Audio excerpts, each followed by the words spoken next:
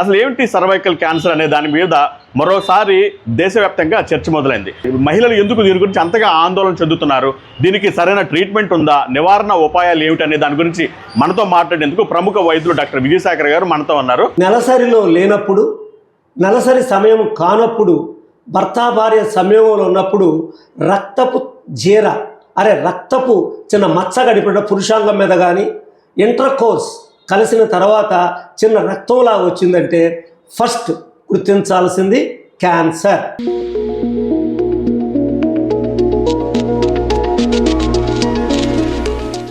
ప్రముఖ మోడల్ అలాగే బాలీవుడ్ నటిగా అభిమానులకు చిరపరిచితమైన పూనం పాండే గురించి తెలియని అభిమానులు చాలా తక్కువగా ఉంటారు. ఆమె నటన అలాగే ఆమె నటించిన సినిమాల ప్రాముఖ్యత గురించి పక్కన పెడితే ఎక్కువగా పూనం పాండే వివాదాస్పద వ్యాఖ్యలు చేష్టల ద్వారా తరచుగా వార్తల్లో నిలుస్తూ ఉంటారు. తాజాగా కూడా ఆమె మరోమారు వార్తలకు వచ్చారు. పూనం పాండే మరణించిందని, ఆమె సర్వైకల్ క్యాన్సర్తో చనిపోయిందనే వార్తలు వచ్చాయి. కానీ తాను చనిపోలేదని పూనం పాండే మళ్ళీ 2 రోజుల తర్వాత ప్రకటించారు. ఈ విషయం పక్కన పెడితే పూనం పాండే పుణ్యమా అంటూ మరోసారి మహిళల్లో వచ్చే గర్భాశయ క్యాన్సర్ గురించి దేశంలో మరోమారు చర్చ మొదలైంది. అసలేంటి గర్భాశయ క్యాన్సర్, దీనివల్ల మహిళలకు అంత డేంజర్ ఉందా, దీనికి నివారణ లేదా, వ్యాధి వస్తే దానికి లక్షణాలు ఎలా ఉంటాయి, ఎలా చికిత్స ఉంటుందనే దాని గురించి మళ్ళీ ఆందోళన మొదలైంది.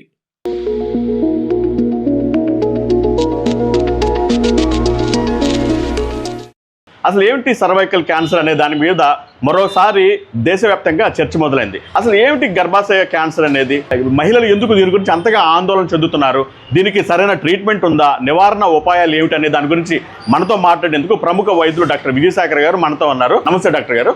సరే చెప్పండి, అసలు ఏమిటి ఈ సర్వైకల్ క్యాన్సర్ అనేది, ఏమిటి, ఎందుకు ఇంత అత్యంత ఆందోళనకరమైన విషయంగా ఎందుకు పరిణమించింది ఇది? ఈ క్యాన్సర్లో ఆడవాళ్ళలో ముఖ్యంగా సర్వైకల్ క్యాన్సర్ అంటే గర్భాశయం ప్రాపర్, యూట్రస్ ప్రాపర్, దాని కింద మెడలాగా సర్విక్స్ అంటారు, మెడని సర్విక్స్ అంటారు. అంటే యోనికి గర్భాశయమునకు మధ్యలో ఉండే కనెక్షన్ని సర్విక్స్ అంటారు. ఆ సర్విక్స్ యోని యొక్క కణాలు, సర్విక్స్ యొక్క కణాలు కలయిక బయట ఇలా ఉన్నప్పుడు ఈ మూతి దగ్గర ఉంటుంది. ఎక్కువగా సంపర్కం చేయడం వల్ల కానీ, ఎక్కువగా సెక్షువల్ కాయిటస్, బహు పురుషతో సంయోగం ఉండటం వల్ల కానీ, లేదు అనారోగ్యమైన చర్యలు తీసుకోవడం వల్ల కానీ, వివిధ రకమైనవి ట్యాంపూన్స్ కానీ, ఒక దూది లాంటిది కానీ, గొడ్డల్లాంటివి కానీ లోపల యోనిలో ప్రవేశపెట్టినప్పుడు కానీ, వివిధ మందులను కూడా యోనిలో ప్రవేశపెట్టినప్పుడు, ఏ విధంగా అయితే ఒక మిరపకాయ గింజ మన నాలుక మీద పడినప్పుడు నాలుక మంటొచ్చి అక్కడ బొబ్బెక్కడమో అక్కడ పుండు ఏర్పడినట్లుగానే యోనిలో వివిధమైన అన్య పదార్థాలను ప్రవేశించబెట్టడం వల్ల కానీ, లేదు కొన్నిసార్లు డిఎన్సీ చేస్తున్నప్పుడు సర్విక్స్ పట్ల డాక్టర్లు వ్యవహరించే తీరు కానీ, రోగి డాక్టర్లు చెప్పిన మాట వినకపోవటం వల్ల కానీ ఆ సర్విక్స్ దగ్గర కొన్ని కణాలు ఏ విధంగా మనకి చెయ్యి కాలినప్పుడు అక్కడ కెలాయిడ్ లాంటిది రావటం కానీ, మన కింద పడినప్పుడు అక్కడ స్కార్ లాంటిది వచ్చి అక్కడ పుండులాగా పడి ఆ పుండు స్కార్లా రావటం వల్ల ఇటువంటి పరిస్థితులు వచ్చేది. ఇది దీంట్లో ఫస్ట్ లక్షణం ఏంటంటే ఆడవాళ్ళకి మనం చెప్పుకున్న గర్భసంచి క్యాన్సర్, అలాగనే బ్రెస్ట్ క్యాన్సర్. మగవాళ్ళల్లో లంగ్ క్యాన్సర్, అలానే స్టమక్ క్యాన్సర్. వివిధంగా ఎక్కువగా ఆల్కహాల్ లాంటి పదార్థాలు తీసుకోవడం వల్ల కానీ, స్మోకింగ్ వల్ల కానీ పురుషులలో ఎక్కువగా స్టమక్ క్యాన్సర్ వస్తుంది, ఊపిరితిత్తుల క్యాన్సర్ వస్తుంది. ఈ రోజున మనము ప్రధానంగా గర్భసంచి క్యాన్సర్ గురించి చెప్పుకున్నాం కాబట్టి, ఒక నార్మల్గా ఆరోగ్యంగా ఉన్న వ్యక్తి సాధారణంగా చిన్న వయసు కానీ, లేదా 50-55 సంవత్సరాలు మెనోపాజల్ స్టేజ్లో కానీ, లేదా సెక్స్ అంటే మెనార్కే నుంచి మెనోపాజ్ సమయంలో ఎక్కువగా సంభోగం జరగడం వల్ల కానీ వచ్చే ఎక్కువగా వ్యాధి యూజువల్గా 25 సంవత్సరాల నుంచి 60 సంవత్సరాల లోపు వస్తుంది. 55-60 దాటిన తర్వాత చాలా తక్కువ మందిలో ప్రభుత్వ ఆసుపత్రిలో మేము క్యాన్సర్ చూడటం జరుగుతుంది. అంతకుముందే క్యాన్సర్ వచ్చి ఉంటే ఫైనల్ స్టేజ్లో వస్తుంది. ఈ క్యాన్సర్ సర్విక్స్ అనేది 4 సెంటీమీటర్ల పొడవు ఉంటుంది. దానికి ద్వారం, ఒక గుమ్మానికి ద్వారం, ఒక మెడక ద్వారంలా ఉంటుంది. ఆ ద్వారంలో వెజినల్ స్కిన్ సర్విక్ యొక్క మ్యూకస్ మెంబ్రేన్ కలిగే వల్ల కలుస్తుంది. ఎప్పుడైతే గుర్తించాల్సిన విషయాలేంటి? నెలసరిలో లేనప్పుడు, నెలసరి సమయం కానప్పుడు, భర్త భార్య సమయంలో ఉన్నప్పుడు రక్తపు జీర రక్తపు చిన్న మచ్చ గడిపిన పురుషాంగం మీద కానీ, ఇంటర్ కోర్స్ కలిసిన తర్వాత చిన్న రక్తంలా వచ్చిందంటే ఫస్ట్ గుర్తించాల్సింది క్యాన్సర్. ఏ విధంగా మనం నోట్లో పుండు వచ్చినప్పుడు మనం పొరపాటు నాలుగు దొరుకుతుంగానే పళ్ళల్లో నుంచి రక్తం వస్తుందో ఆ విధంగా ఒక స్టిమ్యులస్కి వస్తుంది అది. రెండోది నెలసరి కాని సమయాల్లో వస్తున్నా కానీ, రెండోది డెలివరీ తర్వాత కానీ, డెన్సీ తర్వాత కానీ ఎక్కువగా బ్లీడింగ్ అవుతున్నప్పుడు కానీ ఇవన్నీ దృష్టిలో పెట్టుకోవాలి.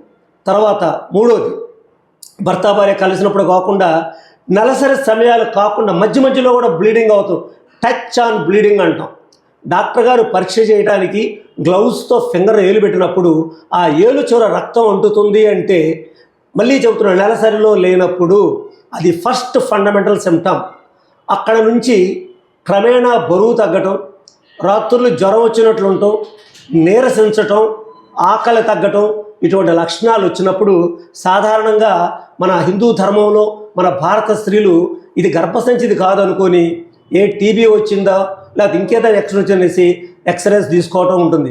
కానీ ఇటువంటి లక్షణాలు స్త్రీ పురుషుల కలయికప్పుడు చిన్న బ్లీడింగ్ అయినా, స్త్రీ పురుషుల కలయికలో యోనిలో నొప్పి వచ్చినా, నడువులో నొప్పి వచ్చినా, బ్లీడింగ్ అవుతున్నా, పొత్తి కడుపులో బాధగా ఉన్నా, ఒంటెలు చురుకుమంట వస్తున్నా ఒక్కసారి ఒక లేడీ డాక్టర్ దగ్గరికి వెళ్ళి ఎగ్జామిన్ చేయించుకోవాలి.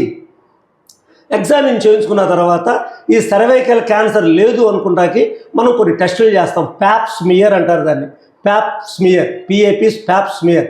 ఒక చిన్న బద్ద లాంటిదాన్ని లోపల పడిస్తారు. అది ఖరీదైన పరీక్ష ఏమాత్రం కాదు, అతి సామాన్యమైన పరీక్ష. ప్రభుత్వాసుపత్రుల్లో, ప్రైవేట్ ఆసుపత్రుల్లో, మానవతా కలిగిన సంస్థలలో ఈ పరీక్షలు క్యాన్సర్ స్క్రీనింగ్ ప్రోగ్రామ్స్ అని స్వచ్ఛంద సంస్థలు కూడా ఈరోజు పెడుతున్నాయి. ఆ పరీక్ష చేసినప్పుడు ఇటువంటి పరిస్థితులు వస్తే ఒక ప్రముఖ గైనకాలజిస్ట్ దగ్గర పరీక్ష చేయించుకున్న తర్వాత ఆ అబ్డామిన్ని స్కాన్ చేయిస్తాం. దాన్ని అల్ట్రాసౌండ్ పరీక్ష అంటాం. అల్ట్రాసౌండ్ పరీక్ష చేసినప్పుడు గర్భసంచి మామూలుగా పెళ్లి కాని పిల్లకి 30 గ్రాములు బరువు ఉంటుంది, పెళ్ళై డెలివరీ అయిన వాళ్ళు 50 నుంచి 60 గ్రాములు బరువు ఉంటుంది ఒకటి. రెండోది గర్భసంచి పెళ్లి కాని పిల్లల్లో 7.5 సెంటీమీటర్లు పొడవు నిలువుగా, 5 సెంటీమీటర్లు వెడల్పుగా, 2.5 మందంగా ఉంటుంది. అటువంటి గర్భసంచిలో దాని యొక్క లిమిట్స్ దాటి పక్కగా స్ప్రెడ్ అవుతుంది అనుకోండి, అంటే వ్యాధి స్ప్రెడ్ అవుతున్నట్లు లెక్క. మనం గుర్తుపెట్టుకోవాల్సింది గర్భసంచి సైజు పెరిగిందని, గర్భసంచి ఉంటుంది, దాంట్లో గర్భసంచి బరువు పెరిగిందని, పొత్తి కడుపులు ఉంటాయి. దాంట్లో ఈ క్యాన్సర్ వస్తున్నప్పుడు ఒంటెలు చురుకు పోటులా రావటం కానీ, ఆ గర్భసంచి వచ్చిన క్యాన్సర్ దాంట్లో ఫైబ్రాయిడ్స్ కూడా ఉంటాయి. మనకి సర్వైకల్ క్యాన్సర్తో పాటు ఫైబ్రాయిడ్స్ కూడా ఉంటాయి. అవి గర్భసంచి ముందుకు వాలితే మాటి మాటికి పాస్కి వెళ్ళాల్సి వస్తాం. అదే గర్భసంచి వెనకకు వాలితే 2 రోజులకు ఒకసారి లెట్రిన్కి వెళ్ళటం కష్టపడడం జరుగుతుంది. ఈ క్యాన్సర్ని మనం 4 దశలుగా విభజిస్తాం. Stage 1, stage 2, stage 3, stage 4. వాటిల్లో ఫస్ట్ దాన్ని స్టేజ్ 1 అంటారు. స్టేజ్ 1 మళ్ళీ stage A, stage B, stage 2, stage B, ఏబిగా మారుతాయి.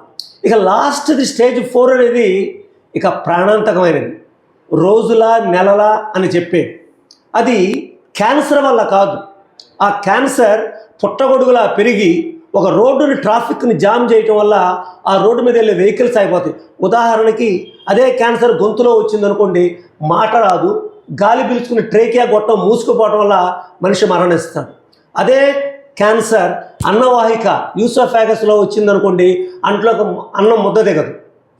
అదేవిధంగా గర్భసంచిలో రావడం వల్ల ఆ గర్భసంచి పక్కన ఉన్న టిష్యూస్ అంటే బ్రాడ్ లిగమెంట్ కానీ, పెల్విక్ ఫ్లోర్లో కానీ వెళ్ళేసి అక్కడ ఉన్న ఇలియాక్ బ్లడ్ వెజల్స్ని, రక్తనాళాలని, ఆ నరాలు ఉండటం వల్ల పొత్తి కడుపులో నొప్పి, నడువులో నొప్పి, ఇలాంటి లక్షణాలన్నీ వస్తున్నప్పుడు వెంటనే పరీక్ష చేయించుకోవాలి. స్టేజ్ 1A, స్టేజ్ 2A వరకు కూడా ఎమ్మటే అక్కడ ఒక పుట్ట మొలిసింది అనుకోండి, ఆ పుట్ట మొత్తాన్ని తీసేస్తాం. దాన్ని సర్జికల్ కరెక్షన్, గర్భసంచిని తీసేస్తాం. ఆ స్టేజ్ దాటిపోయినాక ఆ చెట్టు యొక్క వేర్లు, ఆ క్యాన్సర్ యొక్క వేర్లు ఇంటిలోనికి ప్రవేశించినాయి అనుకోండి, ఇల్లు మొత్తాన్ని పడేయలేం. కాబట్టి అక్కడ మనం దాన్ని కాల్ చేయటం కోసం దాన్ని రేడియేషన్ ట్రీట్మెంట్ అంటాం. రేడియేషన్ ట్రీట్మెంట్, కరెంటు లాంటి దాన్ని పంపించి దాన్ని కాల్ చేస్తాం. లోపల ఈ సర్జికల్ ట్రీట్మెంట్కి పనికి రాకుండా, ఈ రేడియేషన్ ట్రీట్మెంట్కి పనికి రాకుండా మూడోది వస్తుంది. బాడీలో ఉన్న అన్ని కణాలలో దాని యొక్క ప్రభావం చూపిస్తుంది. పొత్తి కడుపులో స్టార్ట్ అయ్యి గర్భసంచిలో స్టార్ట్ అయింది, అది రక్తనాళాల్లో ప్రవేశించి సెకండరీస్ అంటారు. ప్రైమరీ క్యాన్సర్ గర్భసంచిలో ఉంటుంది, సెకండరీస్ వచ్చేసి బ్రెస్ట్లో రావచ్చు, బ్రెయిన్లో రావచ్చు, తలలో రావచ్చు, రక్తనాళాలు ఎక్కడన్నా వచ్చేసి ఆ సెకండరీ స్టేజ్కి వెళ్ళినాక ఎక్కడన్నా ఆపరేషన్ చేస్తాం, ఎక్కడన్నా కరెంట్ పెడతాం, దాంట్లో ఇచ్చేదాన్ని కీమోథెరపీ అంటారు. దీంట్లో అతి ముఖ్యంగా ఏంటంటే క్యాన్సర్ని ఫస్ట్ గుర్తించడానికి గర్భసంచి ప్యాప్ స్మియర్ టెస్ట్ చేసుకొని ఒక ప్రాపర్ డాక్టర్ దగ్గర చక్కగా పరీక్ష చేయించుకోవాలి. దానికి మనం యూజువల్గా హెచ్పివి వ్యాక్సినేషన్ కూడా ఇస్తుంటారు. అందువల్ల ఫస్ట్ మనం తెలుసుకోవాల్సింది ఏంటంటే ఏ కుటుంబంలో అయితే క్యాన్సర్ ఉందో, మా అమ్మమ్మ గారికి ఉంది, మా అమ్మగారికి ఉంది అని ఎవరైతే చెబుతారో, మా అమ్మగారు బ్రెస్ట్ క్యాన్సర్ వచ్చి చనిపోయారండి అని చెప్పినప్పుడు తరోగా గైనకాలజిస్ట్ దగ్గర పరీక్ష చేయించుకొని పీరియాడికల్గా చెక్ చేసుకోవాలి. భర్త భార్య కలిసినప్పుడు సిగ్గు పడకుండా భర్త పురుషాంగానికి రక్తం ఏమైనా అంటిందా, ఫస్ట్ కలిసిన తర్వాత పొత్తి కడుపులో నొప్పి వచ్చిందా, కలుస్తుంటే బాధగా ఉండి కలవలేకపోతున్నారా, ఈ 3 లక్షణాలతో పాటు 4వ లక్షణం జ్వరం. కొన్ని క్యాన్సర్స్లో జ్వరం వస్తుంటుంది. జ్వరం రాగానే చాలామంది మన వాళ్ళు ఇన్ఫెక్షన్ వచ్చిందండి, జలుబు చేసిందండి, సైనసైటిస్ వచ్చిందండి, నాకు టైఫాయిడ్ వచ్చిందంటారు. ఇటువంటి రెస్పిరేటరీ ప్రాబ్లమ్స్ లేకుండా ఇలాగ జ్వరం వస్తూ ఎందుకోనండి నీరసం అయిపోతున్నాను అని కొందరు అదే టైంలో డైటింగ్ చేస్తూ నేను డైటింగ్ చేస్తున్నాను అందుకే నీరసం అంటుంటారు. కాబట్టి ఈ విధంగా వ్యాధిని రాంగ్ రూట్లో పట్టించడం వల్ల చాలామందికి మళ్ళీ క్యాన్సర్ వస్తుంది. మనందరం క్యాన్సర్ గురించి తిరుగుబాటు చేయాలి.